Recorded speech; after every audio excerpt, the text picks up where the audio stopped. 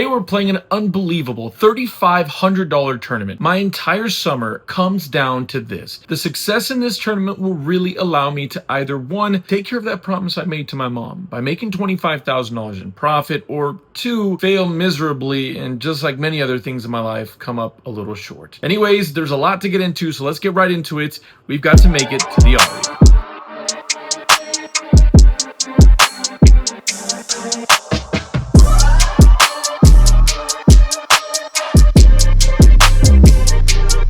We're looking at ace-10 offsuit. As you guys can clearly see, the audio in this clip and a few of the others are not ideal, but I did my best to make them usable, and I promise it won't make up a lot of the video, so just bear with me on that, because this video is a fun one. Raised to 1,000. Although with a big line who calls, flop is 8-3 deuce, if I'm not mistaken, with 2 spades out there. I go ahead and c-bet. The big line makes a call. Turn is now a gen card. It's ace of diamonds. That brings it back to a flush draw. There's 2 flush draws out there. I'm going to bomb it when it's checked to me, but opponent plays out of flow and donk leads for 300. It's a Euro player. Don't know what to make of it. It's kind of weird. Feels like raising here would be a little disastrous. Either way, the river card is a perfect one. It's the 10 of diamonds. Opponent bombs it for 15k, so over the sides of the pots. I pretty much beat him into the pot because we still beat value hands, and obviously you could still be bluffing. I don't have the ace of spades, so maybe he's going crazy with that hand. Anyways, I call, and he flips over queen, jack of diamonds. So that's a brutal one. Lose half our stack immediately, and we're now in recovery mode. Change the game plan completely.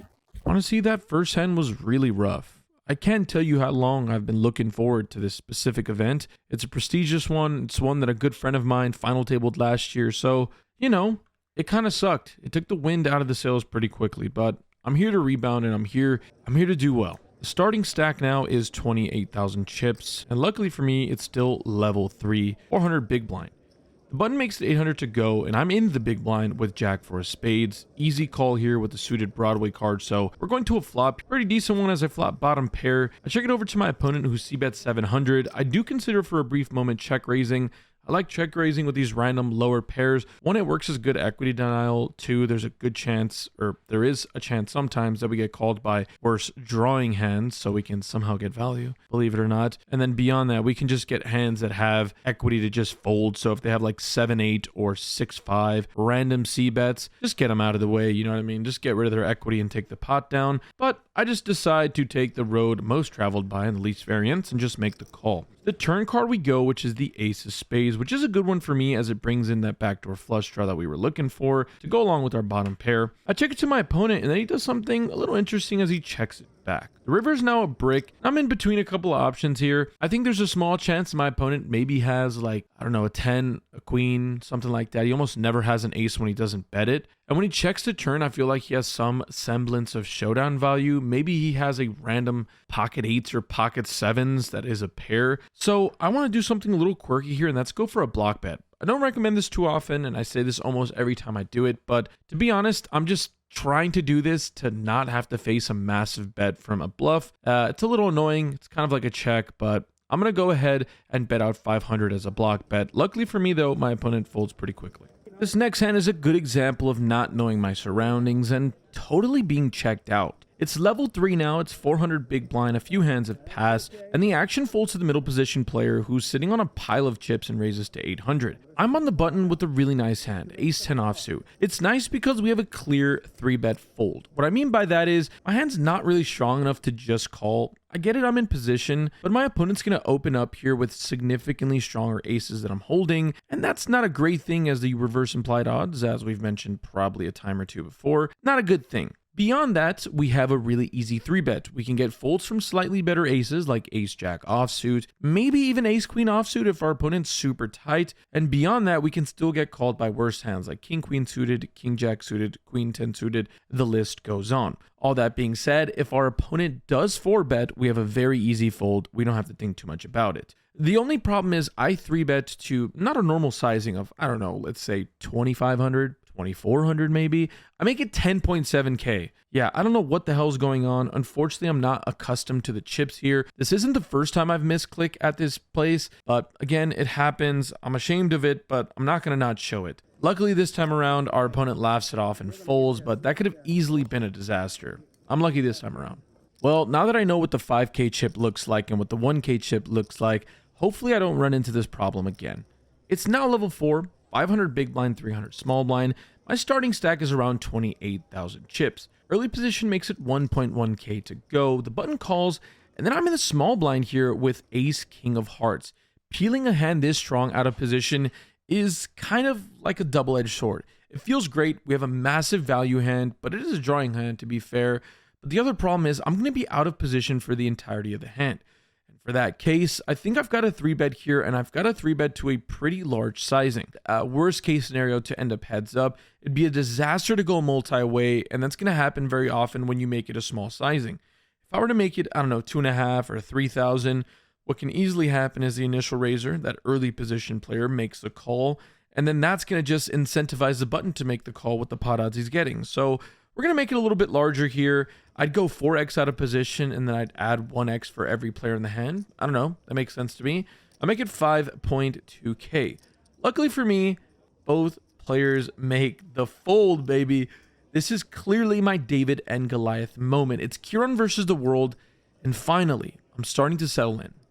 Continuing to play slow here as the structure is amazing. We seem to have years and years to play here. So it doesn't matter that we have less than the starting stack given. We still have chips in front of us, and I'm feeling really confident. Sitting somewhere around 80 big blinds, late position raises to 1,000 chips. The cutoff calls, and then I'm in the small blind with jacket of hearts. This is clearly a misplay. I feel like this hand should just go into the muck. It's a nice one. It's a pretty one, I'll be honest, but in a multi-way pot, out of position, it seems a little bit of a disaster. The reverse implied odds are obviously there. And beyond that, playing hands as loose as this don't usually end in good things, but you know, we've made worse mistakes in our lives, so we're going 3 ways off to a flop after the big blind folds. That gives us middle pair on a pretty wet board. Action checks the cutoff, who bets 1,500. I call, and the initial raiser folds. The turn card now is a 9 of spades. I check it over to my opponent, and once again, they are firing for 4,500.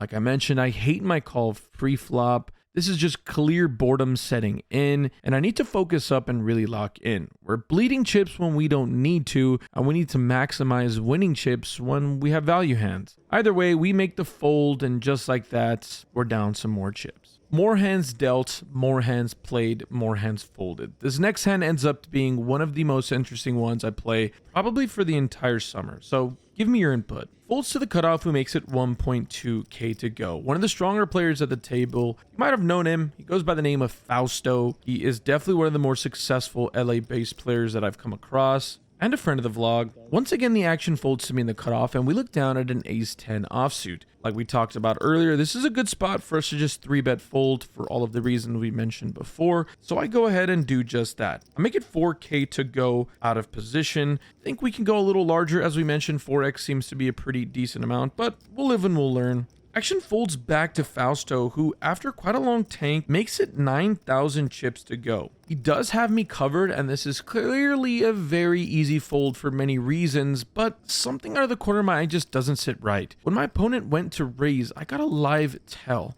And like you guys know, I tend to put live tells above everything else at the poker table. It doesn't matter what the GTO charts say. It doesn't matter what the opponent is telling me. I look at the live tell because that's the most telling. It's something that's uncontrollable, and only the elite of the elite can do counter live tells, if that makes sense. And to be honest, most of the GTO kids just don't do that very well. Anyways, I'm in the weeds now. I'd swear by it. I feel like my opponent's weak or on the marginal holding, and this could be a weird time where we just 5-bet stuff it in with ace-10 offsuit. I'm going back and forth, but then I land on the fold. It's a $3,500 tournament. Just cashing this thing would mean an unbelievable experience for me at this World Series. Granted, we satellited into this event, and a min cash would go a massively long way in making this summer a very fruitful one. So, to be honest, the money played a factor. I wish it didn't. I wish I'd lied and said like, hey, I just got another live read and made me fold.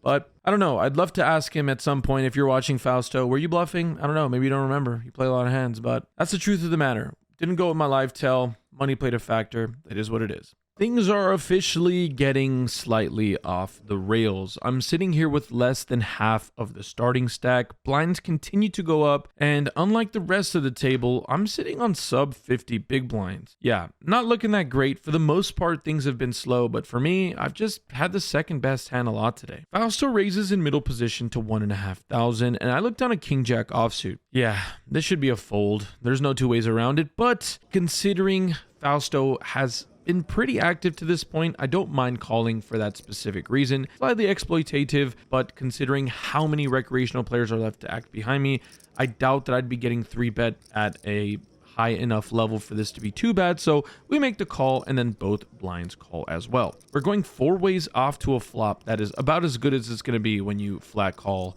and middle position raise with king jack offsuit. It comes king deuce. Flopping trips here. Pocket Kirons is not what I have, but we have pocket Kirons on the board, and I have a Kiron here in my hand, so that's 3 Kirons. It's almost too many. I'm losing track. Fausto c-bets for 1,500, and then something weird happens. The small blind folds out of position, so now I'm like, what do? I don't know. With that information, it kind of makes me want to go for a raise like right now, if that makes sense. The reason being is if I knew that he was considering calling, I'd probably just call and lay the trap, knowing that one of these players would possibly come along. But when he folds, it just makes me feel like I got to get some money in the middle with the shallow stack that I have. So I raised to 5,500 with the information that has been given to me. Action folds back to Fausto, and he, luckily for us, makes the call. We're going to a turn card now that is the 5 of diamonds. Okay. Pot is somewhere in the neighborhood of 18,000, and I've got just less than that in my stack. Pretty much a 1-to-1 SPR, stack to pot ratio. And when he checks it over to me, I think there's only one option here, and that's to go all in. If our opponent happens to have a flush draw, we need to charge him the maximum. If our opponent has aces, maybe he gets sticky and makes a call. And if there's an off chance he has a king that's slightly worse than mine, then we've coolered him. And if he's got a king that's better than mine, then I'm going to pack my bags and head home because I'm just not going to fold. And it's a cooler. All that being said, we put the money in the middle. I'm all in dealer, and then the tank starts. Fausto is thinking about it for quite a long time. He is in between calling and folding. It seems like he's trying to pick up a live read on me. I don't know. It's hard to tell. I'm sitting here pretty stoic, looking at the same card on the board, just staring at the 5 of diamonds. I haven't moved at all. Feels like I haven't even blinked. And then after several minutes, he ends up making the fold. And one part, it's a great thing that we were able to win a big hand. And another part, it's a little unfortunate we couldn't get any more value. But nonetheless, we were happy to take that pot down. Like we mentioned earlier, this is my David versus Goliath moment. I haven't played a tournament with this big of a buy-in in several years, so I'm officially locked back in. We got the punts out of the way early, now we're focused up, and this next hand is a great one. I'm in early position, and we look down at ace king offsuit, baby. Big slick. This is a good sign, and hopefully a sign of things to come. We make it 1,500. We get 2 callers, and then the button, a friend of the vlog, Mr. Romit, I call him Romeezy, he 3-bets to a massive 8,000 chips. Action folds back to me now, and I'm kind of in a weird predicament. Sitting on 36,000 chips, it feels like making a weird 4-bet sizing to like, I don't know, 16 or 20,000 would be goofy because I'd be committing more than half of my stack. I don't know what the perfect thing is to do, but it feels like jamming 60 big blinds is a disaster. I'm not totally sure at this point, and when I'm not sure, I'm going to go what I think is the better of the 2 options. I really don't know. I just go all in. My hand could use seeing all 5 cards. It'd be a disaster if you had pocket jacks or the same hand, you know, and we just have to check fold to a lot of flops. I've got a good hand. It's good enough to commit my stack, so I just go all in and say the hell with it. Action folds back to Romeezy, and he quickly makes a call with ace queen of hearts, clearly putting me on a hand like jacks or queens, and he wanted to just run it. I don't blame him. Definitely done this a time or two, but now it's just all about, can we hold? The flop comes with the king right there, baby. Bang! Huge one. Now we need to fade. The turn is an absolute brick, and the river completes the massive double up. Holy shit, dude. My mind is completely blown. My heart is out of my chest. One of the most important tournaments that I'll be playing this entire year, and we get a huge double up to give us life once again. Well over 100 big blinds, and I'm officially on my way in the BetMGM main event. Man, sitting on over 80,000 chips, nearly 80 big blinds, we feel like an absolute gangster. Once again, I'm battling with Mr. Romizi, who's held over me outside of that one hand, and we're here to battle. It's now the 1.2k big blind level, level 8. Still some more play, and as we mentioned, still some more battling to do. I make it 2.7k to go, and Romy decides to 3-bet to 7k. A little sketchy now, but I'm gonna go ahead and just make the call. Seems like an overplay to 4-bet here, but honestly, against a player like Romy, he's super aggressive. Feels like 4-betting for value with pocket tens is a good exploit in this spot, but we'll live that or discuss that for another day. We're going to a flop here that's actually halfway decent. King 6 deuce with 2 diamonds. You know, it's not that bad. We don't have a diamond in our hand, but there's only one overcard to our pocket tens. I check call a continuation bet of 6,500, and the turn now brings the 9 of diamonds. Little frustrating as it does bring in that front door flush if he was bluffing with some random ace X or queen X suited with a diamond variety. They now get there, but when I check it and he checks it back, it's a little less likely unless he's playing trappy. River card is a pretty interesting one, honestly, as it now comes the 10 of diamonds. There is 4 diamonds out there, but we now improve to a set, and a really strong hand at that. I check it over to Romy, and then he bets 18,000. To be fair to myself, I thought he bet 13,000. I didn't see the extra 5k chip. Don't know if that changes too much, but I think my hand's just a little too good to fold. Romy has been bluffing like a madman, like literally all day, specifically with deuce 5 for some reason. But again, even a deuce 5 with the deuce of diamonds would beat me in this case. All that being said, if there's a small chance that he's capable of bluffing with a hand as strong as this, it'd feel like a bit of a punt to just fold. But again, I make the call, and my opponent quickly tables ace jack of diamonds. A really well played hand by him. Surprised that he didn't continuation bet or the double barrel on the turn, but when he bets a really big sizing on the river, it makes a little more sense. It's hard for me to have interacted with this board too strong. So well played hand by him. Gotta just tip your cap, and unfortunately that one's really gonna sting really bad. The last hand kind of stung, honestly. A little frustrated. Feels like I should have 4-bet pre-flop, although honestly it doesn't change anything, but I don't know. Let's move on, right? Let me shake that one off. This next hand comes where a player that has just joined the table opens to 3,000 after sitting down with a starting stack of 50k and waiting over 3 hours to get a seat. Yeah, this place is popping. I'm a few positions over in the hijacked, and we look down at pocket nines. Little bit of a sketchy situation here. The big blind is now 1,500. Sitting on around 40k, we don't have that many big blinds to go with. Somewhere around 24 big blinds is what I'm sitting on, I believe. So yeah, a little bit to think about, kind of a lot of bit to think about. Do I go with it? Do I just make the call? Do I 3-bet all in? I decide to go all in. Our opponent can obviously be raising with worse, and we can just get this one through, and we massively increase our stack size. There is already over 7,500 chips in the middle just waiting for me to take in. That would instantly boost me up to nearly a 50,000 chip stack if I take it down with no further action. But that's not going to happen. The opponent to my left, who is one of the slowest playing players at the table, not pace of play, but clearly recreational, that has not been punting or blasting off. He's going to go with it. He's cool with it. He likes his hand enough to continue on, and he rejams all in for over 60,000 chips.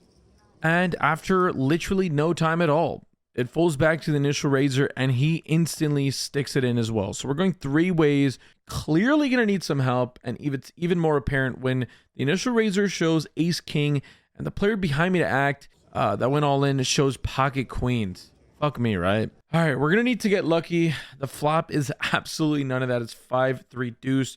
Turn doesn't help me at all, and the river doesn't help me whatsoever. $3,500. Well, in this case, I satellited into this event. We've talked about it, but I still had to fucking win the satellite and pony up 3,500. It's brutal. It's painful. I'm frustrated.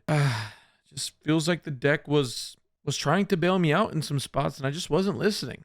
I don't know. This one hurt, though. This one hurt really fucking bad. Unfortunately, the audio in this outro clip is just not very good, so I won't give you guys the burden of having to listen to it. So I thought I'd make this voiceover to kind of really dive into my feelings. I'm frustrated. I don't really know how else to put it. I feel like this entire summer, I've done a really good job of bringing what is the closest thing to an A game that I have in the tournament world.